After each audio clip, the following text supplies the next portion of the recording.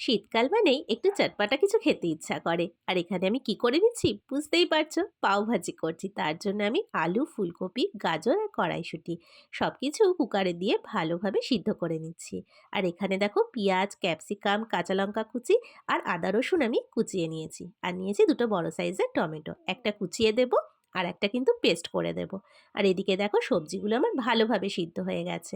এবার কড়াইতে খানিকটা বাটার দিয়ে দিয়ে দিচ্ছি আদা রসুনের কুচি, পেঁয়াজ আর কাঁচা লঙ্কা। কাঁচা লঙ্কাটা কিন্তু তোমরা তোমাদের টেস্ট অনুযায়ী দিও। এবার পেঁয়াজটা একটু ভাজা হয়ে এলে তারপর কিন্তু ক্যাপসিকামটা দেবো, নাহলে ক্যাপসিকামটা একদম গলে যাবে।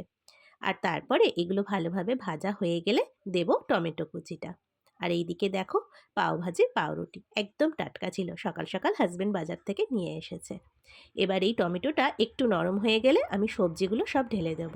অনেকটাই জল ছিল, তাই জল খানিকটা শুকিয়ে নিতে হবে নাড়াচাড়া করে। তারপর কিছু মশলা অ্যাড করব। মশলা বলতে পরিমাণ মতো নুন, একটু লঙ্কার গুঁড়ো আর দিচ্ছি কাশ্মীরি লঙ্কার গুঁড়ো। আর দেবো কসৌরি মেথি। কাশ্মীরি লঙ্কার গুঁড়োটা দিলে না বেশ সুন্দর একটা কালার আসে। আর দিয়ে দেবো পাও ভাজি মশলা, এটাও কিন্তু আমি বাইরে থেকেই কিনে এনেছিলাম।